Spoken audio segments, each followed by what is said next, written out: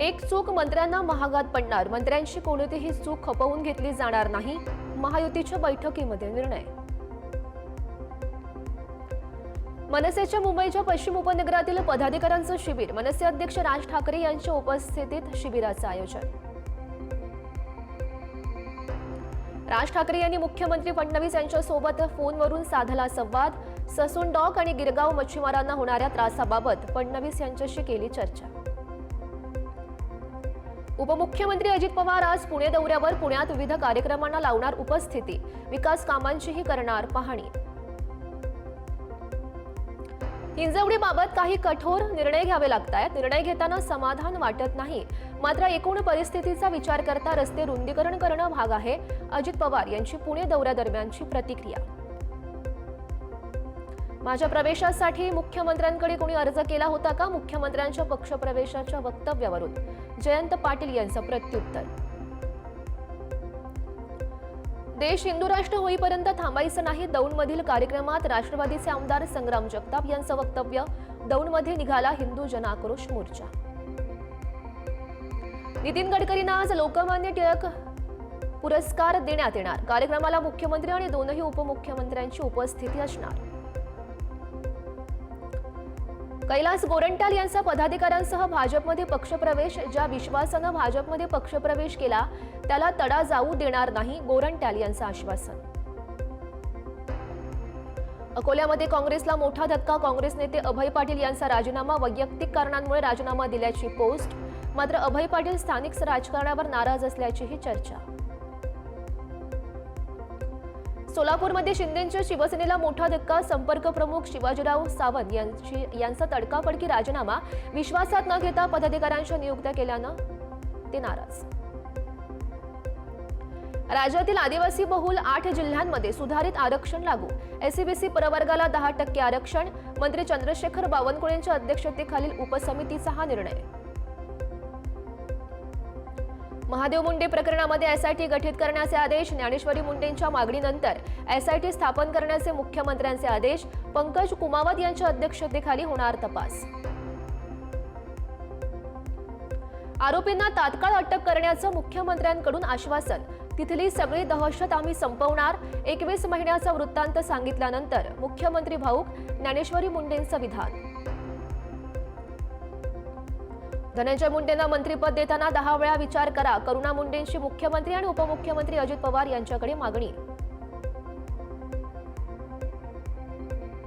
महादेव मुंडेंच्या गुन्हेगारांना पकडावं या मागणीसाठी मनोज जरांगे आज बैठक घेणार, कित्येक महिने उलटून सुद्धा गुन्हेगार मोकाटच, बीड पोलिसांचं मोठं अपयश.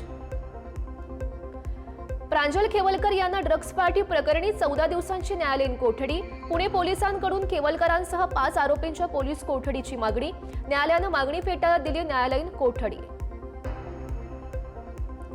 एकनाथ खडसेंचे जावई प्रांजल खेवलकर यांच्या अडचणीमध्ये वाढ होण्याची शक्यता, खेवलकर यांच्या फोनमध्ये आक्षेपार्ह व्हिडिओ आणि चॅट सापडल्याची पुणे पोलिसांची माहिती. अलमट्टी धरणाची उंची वाढवू नये यासाठी मुख्यमंत्र्यांचं केंद्रीय जलशक्ती मंत्रालयाला पत्र, धरणाची उंची वाढवल्यास सांगली आणि कोल्हापूर जिल्ह्यांना पूर येण्याची शक्यता. कात्रजकडून गाईच्या दूध खरेदी दरात 1 रुपयांनी वाढ, आता दूध खरेदी 33 रुपयांनी होणार, शेतकऱ्यांना दिलासा, ग्राहकांसाठीच्या विक्री दरात कोणतीही वाढ होणार नसल्याची माहिती.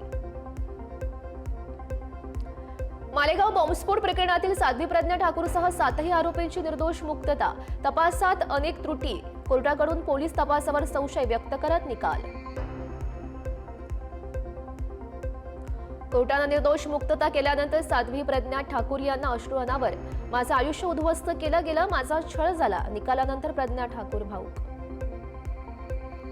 मालेगाव बॉम्बस्फोटातील पीडित सुप्रीम कोर्टामध्ये जाण्याच्या तयारीत, आरोपींच्या निर्दोष मुक्ततेविरोधात दाखल करणार याचिका, निकालाला स्थगिती देण्याची करणार मागणी. मालेगाव बॉम्बस्फोटातील पीडितांना मिळणार नुकसान भरपाई, मृत्युमुखी पडलेल्यांच्या कुटुंबियांना मिळणार प्रत्येकी 2 लाख, जखमी झालेल्या प्रत्येकाला 50,000 नुकसान भरपाई आता मिळणार. ईडीची मुंबईमध्ये 8 ठिकाणी छापेमारी, मुंबईतल्या मिठी नदी गाळ उपसा प्रकरणात छापेमारी, ईडीनं काही कागदपत्रही जप्त केल्याची माहिती समोर. बदलापूर रेल्वे स्थानकामध्ये जुना सरकता जिना लावल्याचा महाविकास आघाडीचा आरोप. सरकत्या जिन्यावरील प्लास्टिकचं आवरण काढत कंत्राटदाराच्या कामाची पोलखोल.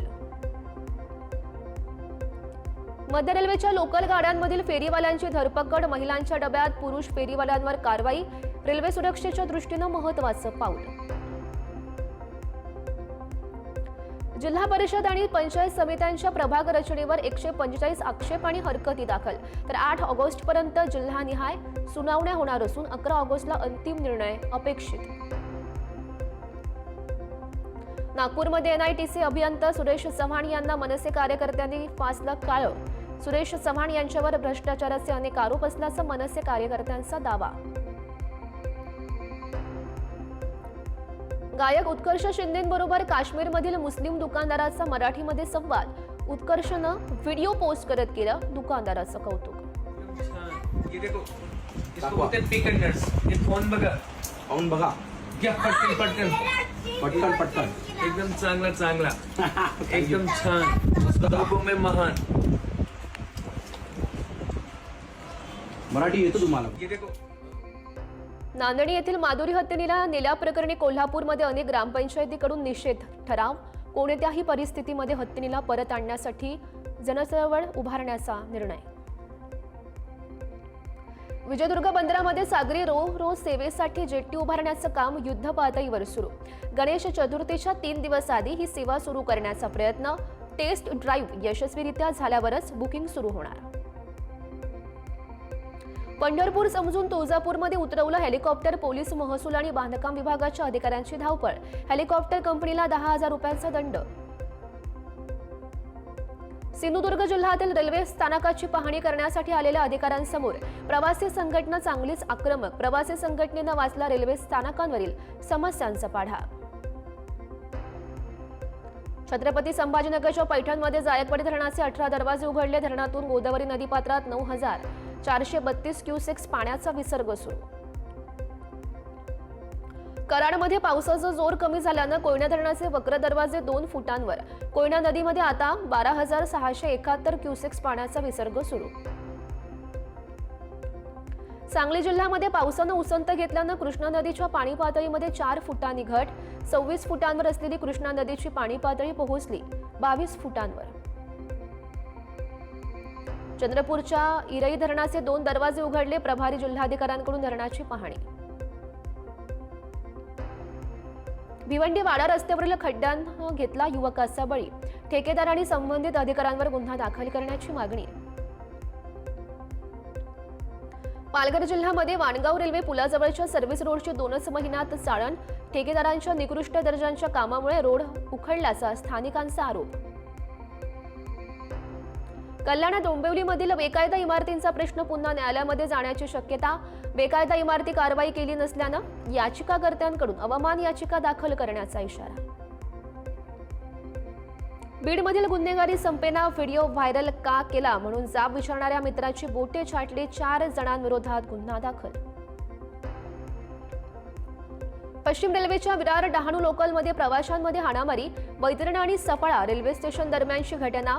ट्रेनमध्ये चढताना धक्का लागल्याच्या कारणातून ही हाणामारी.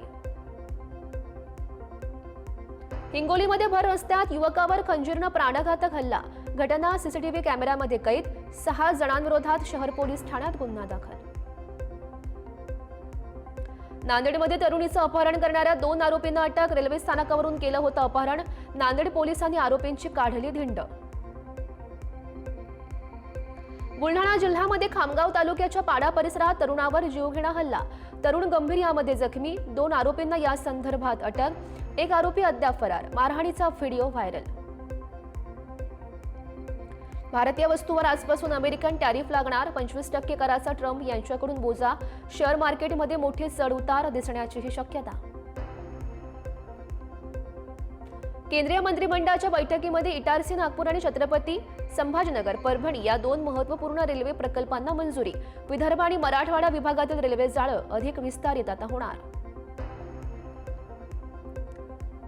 तर उत्तर प्रदेशमधील प्रयागराजमध्ये मुसळधार पावसामुळे गंगा आणि यमुना नद्यांच्या पाणी पातळीमध्ये मोठी वाढ. नदीकाठच्या सखल भागांमध्ये पूर येण्याचा धोका. नागरिकांना सतर्क राहण्याचा इशारा प्राप्त. राजस्थानच्या सवाई माधोपूर जिल्ह्यात मुसळधार पावसामुळे सुरवाल धरण ओव्हरफ्लो. सुलवार धरणाचं पाणी गावात शिरल्यानं पूरस्थिती निर्माण. घटनेमुळे गावात भीतीचं वातावरण. जम्मू काश्मीरमधील डोडा जिल्ह्यात चिनाब नदीच्या पाणी पातळीमध्ये लक्षणीय वाढ. नदीच्या पाणी पातळीमध्ये वाढ झाल्यानं प्रशासन अलर्ट मोडवर. छत्तीसगडच्या सूरजपूर जिल्ह्यात एक आईचा मुलाच्या शिक्षणासाठी अक्षरशः नाल्यावरून प्रवास. पावसानंतर नाल्यामध्ये पाणी साचल्यानं नागरिकांचा प्रवास अवघड. उत्तर प्रदेशमधल्या महागंज परिसरात स्टंटबाजी करताना तरुणाचा अपघात. पंचमुखी शिवमंदिरात श्रावण महिन्याचा मेळा सुरू असताना स्टंट करताना तरुणाचा अपघात. केंद्रीय निवडणूक आयोगानं 2024 मध्ये झालेल्या महाराष्ट्र विधानसभेच्या निवडणुकांनंतर ईव्हीएम तपासणी आणि पडताळणी प्रक्रियेमध्ये सर्व यंत्रणा योग्य स्थितीत असल्याचं केलं स्पष्ट. भारताचा जीडीपी 2025-26 मध्ये 6.4% राहील असा अंदाज. देशांतर्गत मागणी आणि सरकारचा पायाभूत सुविधांवरील खर्चामुळे मागणी स्थिर राहण्याचा अंदाज. IMF कडून जागतिक आर्थिक पाहणी अहवाल जाहीर. अमेरिकेचा पाकिस्तानसोबत मोठा तेल करार. अमेरिका पाकिस्तानमधील तेल साठ्याचा विकास करणार. भविष्यामध्ये पाकिस्तानला भारताला तेल विकेल असाही दावा. इराणकडून तेल खरेदी केल्याच्या आरोपामुळे अमेरिकेची आता थेट भारतातील कंपन्यांवर कारवाई. अमेरिकेनं जवळपास 6 भारतीय कंपन्यांवर निर्बंध लादले. अमेरिकेचे राष्ट्राध्यक्ष डोनाल्ड ट्रम्प यांनी लादलेल्या टॅरिफच्या इशाऱ्याला चीनचं सडेतोड उत्तर. बळजबरी आणि दबावानं काही साध्य होणार नाही, चीननं अमेरिकेला सुनावलं. उत्तर चीनमध्ये मुसळधार पाऊस आणि पुरामुळे गंभीर स्थिती. नैसर्गिक आपत्तीमध्ये आतापर्यंत 70 जणांचा मृत्यू, अनेक जण बेपत्ता. रशियाला सलग दुसऱ्या दिवशी भूकंपाचा जबरदस्त धक्का. गुरुवारी कुरिल बेटांवर 6.5 रिश्टर स्केलचा भूकंप. स्पेनच्या कॅसेरेस आणि ॲव्हिला या भागातील जंगलामध्ये बनवा. लष्कराच्या आपत्कालीन पथकाचे 238 अधिकारी आणि 91 वाहनं तातडीनं पोहोचली. अमेरिकेचं अत्याधुनिक F-35 लढाऊ विमान कॅलिफोर्नियामध्ये कोसळून अपघात. सुदैवानं पायलट सुखरूप बाहेर पडल्यानं जीव त्याचा वाचला. ऑस्ट्रेलियात 16 वर्षांखालील मुलांना 10 डिसेंबरपासून युट्यूबवर अकाउंट उघडण्यास बंदी. सोशल मीडियावर वयोमर्यादा लागू करणाऱ्या कायद्यानंतर आता युट्यूबचाही यामध्ये समावेश. भारत विरुद्ध इंग्लंड 5वी निर्णायक कसोटी. दिवसाअखेर भारत 6 बाद 204 धावांवर. करुण नायरचे नाबाद अर्धशतक. पावसाच्या व्यत्ययामुळे केवळ 64 षटकांचा खेळ. भारताचा कसोटी कर्णधार शुभमन गिलनं मोडला 47 वर्षांपूर्वीचा विक्रम. सुनील गावस्कर, गॅरी सोबर्स यांना टाकलं मागे आणि म्हणून टेस्ट क्रिकेटमध्ये सर्वाधिक 733 धावांचा त्यानं केला विक्रम. ऑस्ट्रेलिया दौऱ्यासाठी अंडर-19 भारतीय संघाची घोषणा. फलंदाज वैभव सूर्यवंशीचा सुद्धा या दौऱ्यासाठी समावेश. पाकिस्तानचा वेटरन लीग WCLच्या अंतिम फेरीत प्रवेश. मात्र भारताचा उपांत्य फेरी खेळण्यास नकार. बुलावायो कसोटीमध्ये झिम्बाब्वेचा संघ 149 धावांवर बाद. पहिल्या दिवशी न्यूझीलंडच्या 92 धावा. डेव्हॉन कॉन्वेचं अर्धशतक तर मॅट हेनरीचं घेतल्या 6 विकेट्स.